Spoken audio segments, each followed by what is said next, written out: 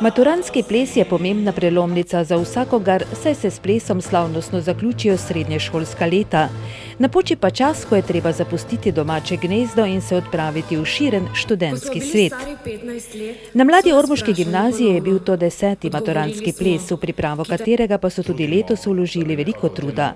Letos ima gimnazija Ormož 44 maturantov. Ples je potekal po tradicionalnem programu. Po otvoritveni slovesnosti in slavnostnemu prihodu maturantov je sledila pesem Gaudeamus igitur. V nadaljevanju je spregovorila ravnateljica gimnazije Blanka Erhartič.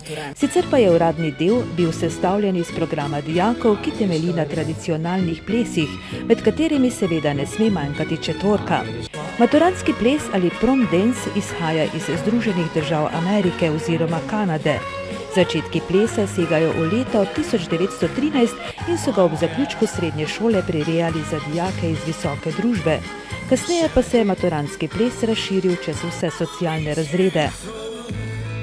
Lahko bi rekli, da so mladi izgledali ponosno, nenazadnje tudi uspešno in srečno, kar je dovolj dobra garancija, da se bodo vedeli spopasti z maturo in z novim naporom, ki jih nalaga borba za želeno študijsko mesto in v nadaljevanju uspešno življenje.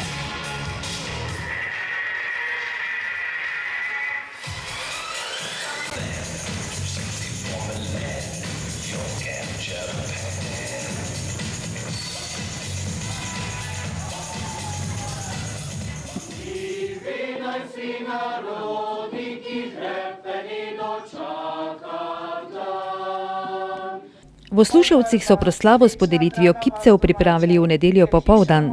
Takšni in podobni dogodki so kot ponavadi v Sluševcih vedno deležni posebne pozornosti, pravzaprav pa je to priložnost, da se krajani srečajo in družijo. Pravzaprav je to del kulture, ki daje duha življenju na vasi, so prepričani mnogi, ki se razdajajo kot pevci, plesalci, glasbeniki, recitatorji, igralci pa seveda tudi organizatorji različnih prireditev v kraju. Zbrane na nedeljski proslavi je najprej pozdravila predsednica društva Bernarda Škrjanec, ki je spomnila na dejstvo, da krajane Osluševcev prav kultura že od nekdaj združuje. Še posebej pa je pozdravila zamisel, da se zaslužni še posebej nagradijo s osluševskim kipcem za kulturo. Letos je za kipec bilo nominiranih kar 9 kandidatov.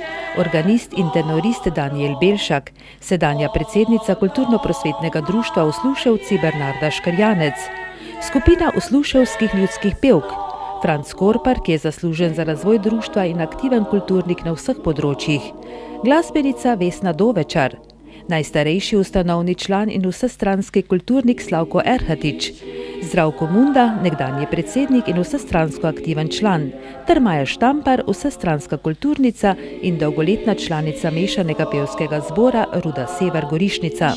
Komisija, ki so jo sestavljali Nataša Nemec, Janez Korpar in Stanka Erhatič, ni imela lahke naloge, a se je končno odločila, da letos osluševski kipec za kulturo podelijo Slavku Erhatiču, najstarejšemu in ustanovnemu članu kulturno-prosvetnega društva Osluševci, Francu Korparju, vsestransko aktivnemu članu in nekdanjemu predsedniku društva, ter osluševskim ljudskim pevkam, ki aktivno delujejo že od leta 1995, uspešno pa jih vse od začetka vodi Marija Hebar.